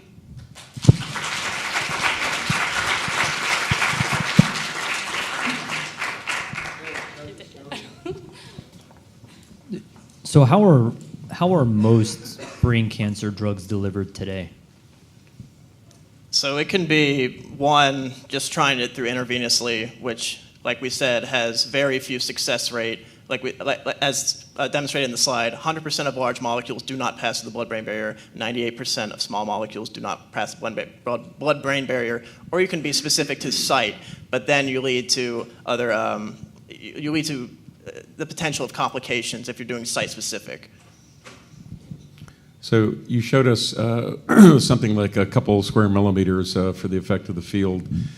So by the time a patient knows they have a glioblastoma, in many cases, the size of the brain tumor for debulking is much greater than that. And so for you to make the blood-brain barrier permeable over the range of the area that you have to deliver the drug in, presumably you're either going to do multiple penetrations or you're going to put in an array of multiple electrodes to create these fields and break down the blood-brain barrier. What is your approach to that? If you're going to get my money back from that 10% of the market, you better get a lot of the smaller ones on the front end that you can actually, make available to the drug. So what's your strategy scientifically about that? Nobody else. Okay, so yeah, brief interlude. So you mentioned having multiple electrodes, which is something we can do if the brain cancer has spread out to a larger area of focus. So initially, if we have a small enough area of focus, we can treat it with one electrode, and we would have an irreversible electroporation area, which then eradicates the cell tumor in that area, and the mechanism of death is through apoptosis. And then the underlying region is then exposed to a reversible electroporation threshold, which then would allow for the movement of drugs through the blood-brain barrier, such as any chemo agent, which would then eradicate whatever cancer is left. Now, if if that area of target is much larger than we initially thought, then we can introduce a second electrode, and we can have voltages passing from electrode to electrode. And we can then vary the frequency of pulses, so we can vary between the microsecond range to the second range, depending on how much irreversible electroporation, how large we want that area to be, and then we can also alter the voltage as well. You're putting the electrode directly into the parenchyma, into the brain? Right. Yes. So you could deliver the drug, could you not? Right there, you're in the brain anyway, locally versus systemically at the same time, presumably. Right, but clinical evidence thus far has not deemed that as fruitful. Okay, thanks. How long does it stay open? When you disrupt the blood-brain barrier, how long does it stay disrupted? So I believe we're not able to we believe it's seconds, but we're gonna actually find out the exact time within our animal trial. But it should not be prolonged, seconds, within a time enough for the drug to go and pass through. So it's really temporary. So what amount of time is temporary? I mean, have you thought about a range of time? How long do you have to deliver the drug? I mean, so that's the point of the clinical trials and the preclinical trials. Mm-hmm. If this is a focal point in our animal study of how long does this area last with a straight perfusion of cancer drugs, and we can determine that time window in our animal model, we can then upscale that into our clinical trial, and then use that as a basis. So what's the go, no-go decision going forward? I'm sorry, what was that? What's the go, no-go decision? I can't. In terms of developing this, is this even a viable, device to use? So we know it's been researched in canines already, and there's similar products that have treated in the pancreas. So we know it's something that's possible. What is groundbreaking for us is if we can get it into the brain. Yeah. Please.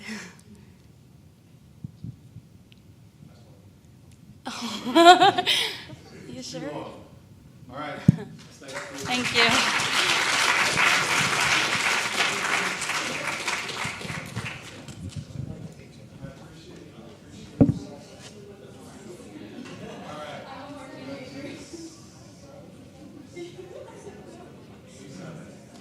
Team 7, come on now.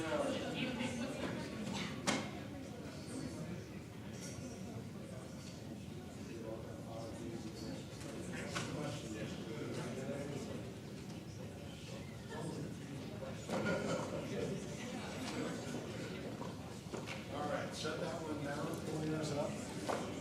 Put your mics. Close up. I don't know where it is.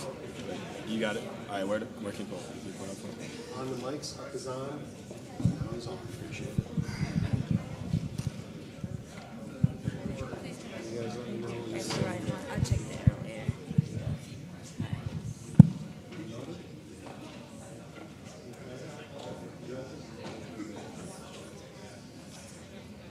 Okay, good to Hello, my name is Rachel Padgett, and I'm CEO of Songrise Pharmaceuticals, and I'm here to talk to you about blood cancers. So currently, 180,000 people are diagnosed every year in the United States with some type of blood cancer. Acute myeloid leukemia has not benefited from any type of treatment that has been developed for blood cancers currently. So the cases of acute myeloid leukemia have been increasing as time has gone on, and the death rate has remained steady. The market for acute myeloid leukemia treatments is valued around $500 million, and that is expected to increase to $1.5 billion in 10 years. Within acute myeloid leukemia, there is a subtype that is commonly found, and 12,000 people are diagnosed each year in the United States with this subtype. And it causes 6,000 deaths each year in the United States. And they have a very poor 5-year survivability prognosis that is uncommon with other types of leukemia. So 27% of people will survive after 5 years. And they have an unusually high relapse rate of anywhere upwards to 80% after treatment. So the current standard of care is chemotherapy and then stem cell treatments if you are able to either self-donate or find a donator. However, because of the nature of this disease, upwards to 40% of patients do not even qualify for standard of treatment care, and there are not any other options currently available to them on the market. And within this subtype, the cases are only increasing and the death rate remains steady, which is seen in acute myeloid leukemia. Our solution is our drug SP01. This is a small molecule inhibitor that has already had preclinical validations. And it has seen low toxicity in preclinical studies and is orally available to patients. And it is very compatible with anti-cancer therapies. So it is able to be administered with other anti-cancer therapy drugs, but it does not require the standard of care treatment that is available right now. Currently, our drug is ready to hit phase 1 clinical trials. So because of the nature of this drug, we are applying for an orphan drug patent. And an orphan drug patent is able to reap the benefits of things like 50% tax reimbursement on research and development, 7-year exclusivity to our patent, and waived FDA fees and such. And the market is quite lucrative for orphan drugs. So currently the market is valued at around $115 billion, and that is expected to double by 2026. So specifically, our drug has great flexibility. So in preclinical trials, it was able to be orally delivered. However, it can also be delivered by infusions and injections. So it is able to be tailored to the patient's needs. This creates great patient and personnel benefits. Because of the orally deliverable availability, it is less intensive and less invasive than current therapies. And it is more convenient for patients and personnel because of this delivery method. And because of the nature of this drug, it shows low toxicity compared to current treatments like chemotherapy and stem cell treatments, and it is able to be applied to those 40% of patients that do not qualify for standard of care treatment currently.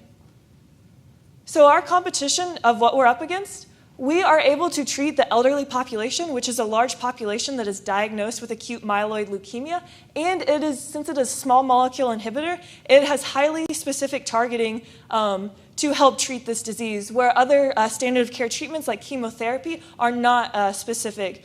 They do not create specific targeting. And now my colleague will talk about the financials.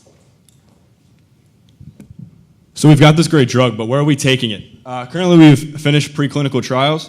We'll be moving on to phase 1. So currently we're entering the phase 1 clinical trials. Here we'll be testing for toxicity in 25 patients. We'll then move to phase 2, and we'll be testing 150 patients for both toxicity and efficacy at this stage. This will take between 3 to 5 years to complete, where we will look to be acquired by a large pharmaceutical company and sell our drug to them. Here, they will take our product to a phase 3 clinical trials, as well as FDA approval and pre-approval or post-approval research, where they will actually bring the drug to market and start saving lives as we intend to do.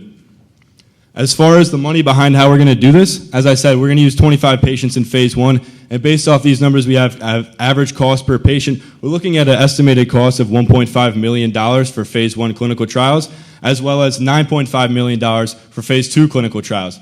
This will bring our subtotal of both trials up to $11 million. Now, how we're going to fund this is partly through NIH grants over the course of phase 1 and phase 2 clinical trials, totaling at about $2.75 million. This would bring our total investment needed down to $8.25 million. As far as investors, we're looking to give investors a 5 times return on their investment, which would bring their return up to $41 million on their initial $8.2 million investment. This would give you an average annual return of around $10 million over a 4-year span. As I said, we look to be acquired by a large pharmaceutical company. Based off previous acquisitions of orphan drugs in the leukemia market, specifically acute myeloid leukemia, we can look to see an acquisition anywhere from $150 to $200 million, but not limited to that $200 million based off where the market is at that time. What we feel an accurate estimation of the acquisition may be would be about $185 million. Again, this is based off previous acquisitions made in the acute myeloid leukemia market. Our investor payout of $41 million would bring our earnings based before interest, taxes, depreciation, amortization to around $144 million. So our potential acquirers could be Actinium Pharmaceuticals, who has a large market in the leukemia market, as well as Bristol Myers Squibb, who is very active in the market of orphan drugs such as ours. A previous acquisition that we noted that we compared our drug to was Cephalon bought out Translational from CTI back in 2005 for a total estimated cost of $170 million. This was when the market was much smaller, and as Rachel showed you, the market has grown significantly since then and will grow significantly in the future. We believe that this is our highest potential acquirer because of this previous acquisition and where the market is going. And just to note, Teva acquired Cephalon back in 2011, so that's who we're actually targeting, not Cephalon themselves. So we're the team that's going to be bringing this to you. Myself, Alex Berger, I'm the CFO. As Rachel said, she's the CEO. And our backgrounds in business and medicine will help us achieve our goal of saving lives and bringing our drug to market and finishing this project that we're on. I'll open for questions.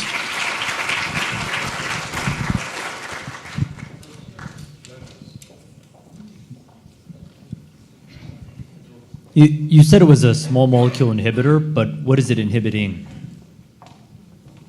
It is so we're focusing on chromosomal 16 inversion, so it's inhibiting CBF beta fusion protein, which is the first step for white cell differentiation. So we're preventing the aberrant differentiation from the first step. First of all, I want to compliment you on your details of your business plan. Very detailed, very good. Thank you for that. But it did reveal some things I think there might be some concern about. You showed us in the table that your compound compared to some others, for example, would target the aging population in particular.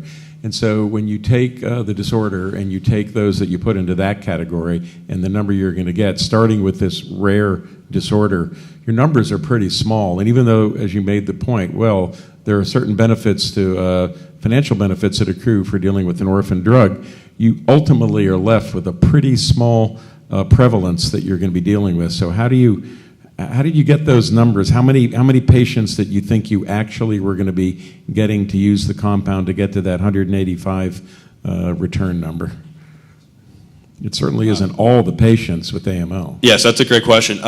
We base that number off of the fact that we're not actually going to be selling to patients ourselves, so we don't know what our acquirer will be selling this product for annually per patient per year. So we base this off of where we think our product will be at that point before we actually have any sales. What you mentioned will come after our acquisition, as we won't have any sales, but the large pharmaceutical company acquiring us will.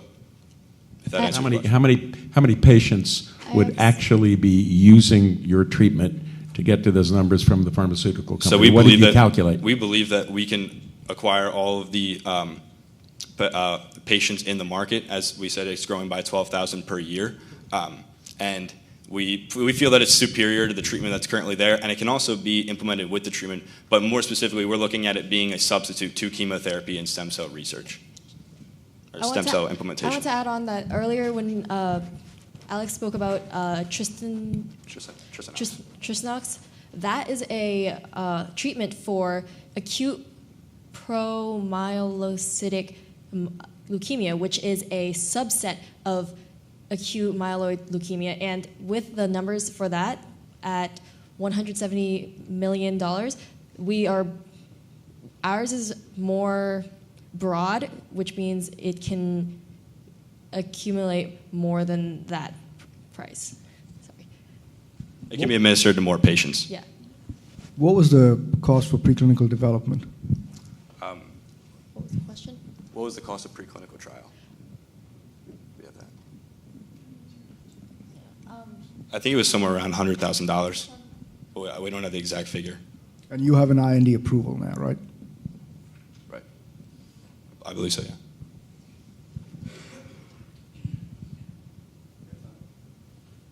That just seems a little bit too good to be true. So why are you here?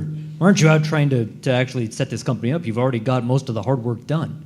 So because we haven't actually gotten any of the clinical trials yet, we have to make sure that what we've found so far is true. The preclinical trials aren't telling enough to say, we've got this amazing breakthrough that can be applied to all patients of AML. We want to make sure through these clinical trials that that is the case. And as we've showed you our business model, that's just an estimation of what we want to do. That's not set in stone. So as we go through the clinical trials, we could end up changing our path. But right now, we believe in what we have, and we believe that we can be acquired for a large figure, upwards of $200 million.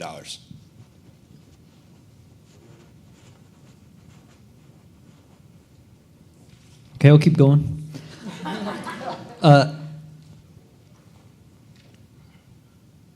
So just to be clear, you have an IND right now. So you could raise money tomorrow and start clinical trials. When was the IND approved? It was the latest approval was in March of 2017. And who did that work? It was through a lab at UVA under the name of Dr. Bushweiler. You know what an IND is, right?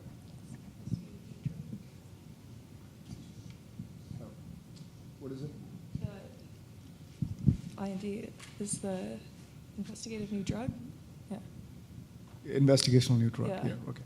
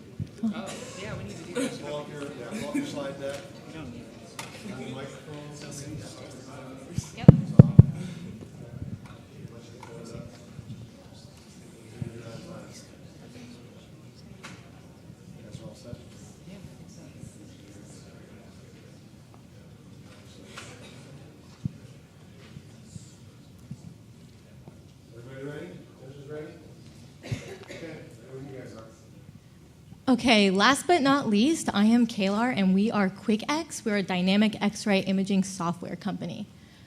And so I'm just going to get right down to it because time is everything in this fast-paced world. And where is probably the worst place to be when time is everything? You guessed it, the emergency room. And what would you guys say is probably the average time spent waiting in the emergency room?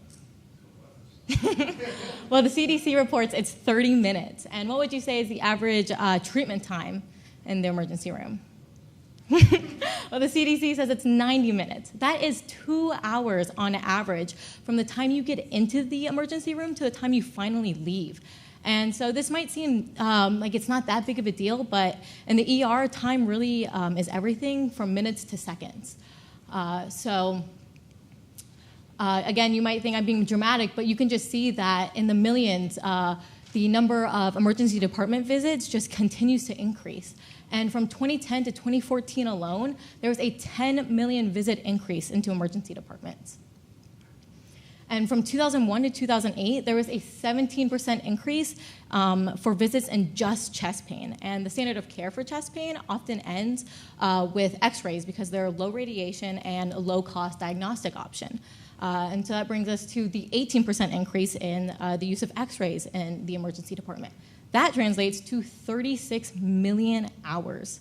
And so finding any time and any way to save time in the ER directly translates to saving lives. And so the Institute of Medicine reports that the way to improve operations and delivery processes is to apply systems engineering tools. Systems engineering tools. In the US alone, there was 44 million radiographs in 2008. Imagine if we could make each chest x-ray 4 times faster. Imagine the time it could save, the costs, and the lives.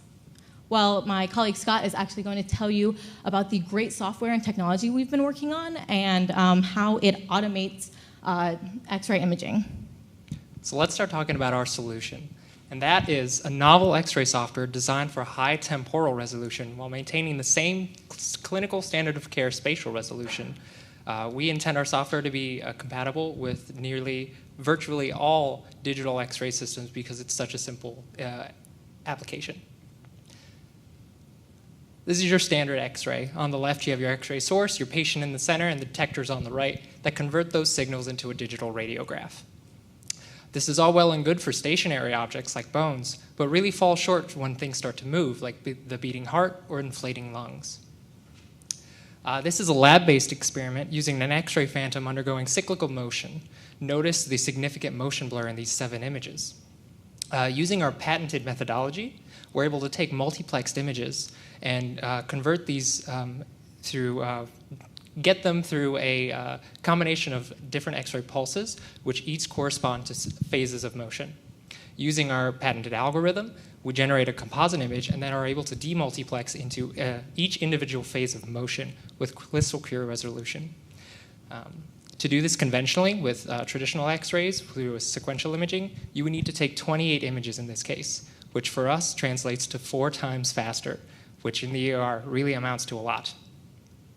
Currently in our software developing, we're at the analysis stage. So we need to configure our software to be able to configure the X-ray system parameters, managing the exposure in the detector to the cycle of motion. We're performing the multiplexing algorithm and demultiplexing, as well being able to transfer those digital image files to the hospital-based data storage system. As software, we don't have to account for too much regulation. We are a Class 1 device. It's not subject to 510K exemption, so we don't have to go through those loops, but we are going through general controls, so we are subject to Title 21 CFR 280. Talking briefly about our team, we are QuickX. We are a diverse group of translational scientists, engineers of different disciplines, as well as business capable of doing all of this. Excuse me. Now I hand it off to Rachel for the financials. All right. So there are currently over 5,000 different hospitals in the United States. That means most of which have an X-ray. And currently, the X-ray industry for manufacturing is a $12 billion industry. This means that we could break into every single one of these. There are currently 164 different businesses that are taking advantage of this industry. The main 3 are GE, Philips, and Siemens. They make up 36% of the market. And additionally, Carestream and JPI are 2 X-ray software manufacturers. So any or all of these companies are groups that we could use as an exit strategy. So there's currently X-ray software usually runs from $3,000 to $30,000, and that's built in with X-ray machines. What we offer is an add-on software. So we are a software as a service company charging $200 per month per X-ray machine. And this being said, we think that within just 3 years, we can break even. So in order for us to get anywhere, we need to hire software engineers and create a development team of our software. And then from there, we can go to hospitals and create a sales team and hire technicians. So that's really where we're going to start. This shows our startup costs. So on the left, you can see how in the first year, we just need to basically develop the software. And then the second year, we're going to be done developing, but we're going to keep the software team on and then have a sales team. And after that, through the third year, we can now cut back on the sales, software team and just focus on profit and sales. And this is where you come in. We need about $1 million for the first 3 years in salary, but before year 2, we will be making money, or at year 2. And this is our pro forma showing the time frame. So we really are faster than a lot of the other groups here because we don't have to go through FDA approval. As you can see, $370,000 in the first year, and then $620,000. But then from there, we can break even before the third year. And then these are some projected growth through the 6th year. As you can see, we're projecting to have about $8 million by the 6th year. And that's it. Thank you.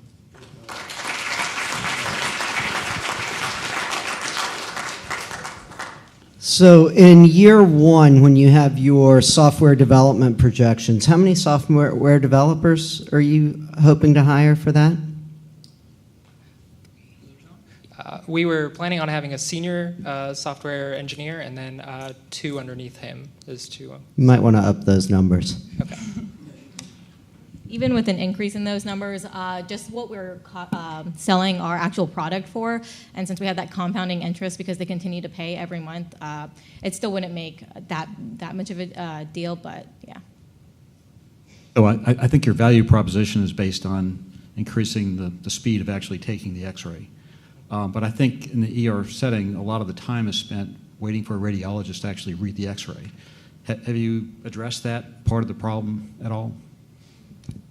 No, I'm sorry, we haven't addressed that part of the issue. So they often try to report on how you can save time in the ER because it's just wasted time is so subjective.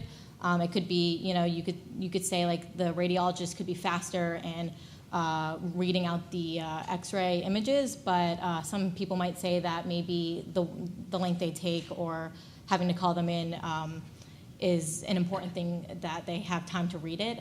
So we kind of want to look at parts in the emergency department that you can automate and that you can just increase without losing anything else. And so with the X-ray imaging software, it increases the speed that these pictures are taking and doesn't decrease the resolution or anything. Yeah, I wouldn't advocate bypassing the radiologist, but there might be ways to make it easier for him or her to read in the way of automated or highlighting That's certain something features that we could work on as a company X-ray. to try to develop. And also we were thinking of starting with places where trauma situations are in dire need, so like bigger cities, targeting that, where if there was like a 9/11 accident, we could go in and have, like, just for dire situations, the x-rays would be just that, and just speeds everything up. So to follow up on your value proposition, you made the point in great detail about the time in the ER. I was kind of thinking you had another component to your value proposition. I didn't hear you speak to it, though.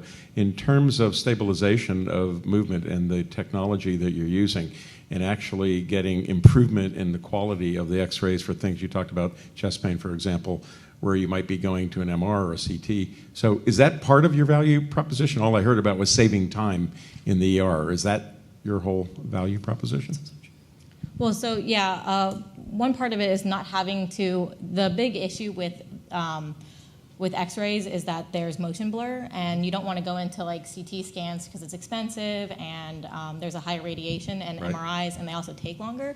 So we're just targeting x-rays specifically because you can reduce that motion blur, and that's important in things like pneumonia and... Yeah, but that was my point, that you can make that point. You Yeah, don't that's you very can true. get better images with X-ray, not having to go to CT with the radiation and the cost. But I didn't hear that as part of your value proposition. All I heard was Yeah. speed up the time in the ER. That's what I'm asking about. Seems to me that's a good part of your story. Yeah, that's true. When we were kind of putting this together, we didn't really think of CTs and MRIs as huge competitors because our main focus is time, and we don't improve spatial resolution except in contrast to normal X-rays. But so if you're trying to look for something with a better spatial resolution, you would turn to CTs and MRIs, but we're trying to prevent that step by... we did look into going into improving CTs and that side of things too. We just decided to go this direction. So you mentioned that saving time is subjective, right? It's hard to quantify that in numbers. That was what you said. So how do you convince the hospitals to pay for it? So we're thinking of going because we looked into, through Q&A, we learned that the dental industry usually charges per month for their software. So we thought we could just model after that and have like the fact that it's already out there in the market, that this is really a model that we could go for as our revenue stream. How much is currently spent per year on X-ray imaging software? Well, it's a $12 billion market. For software or X-rays in general? That's just the machine in general, but we're like an addition on top of it. So I'd have to look it up, but I can get back to you. Okay, that's it. Thank you.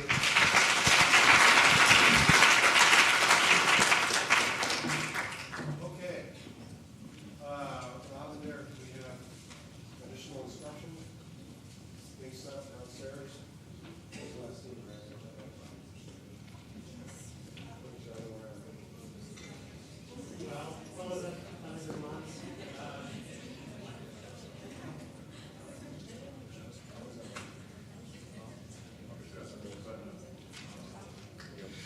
Okay, well done, everyone. And thanks to our judges also for getting through this. I hope you're all sufficiently hydrated and innovated.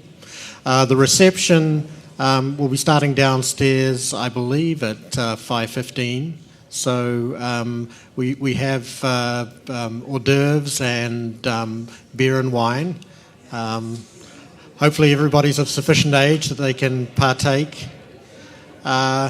And at this point, the judges will retreat for their deliberations. So thanks again, everyone. Yeah, give yourselves a round of applause. It was a great job by everybody.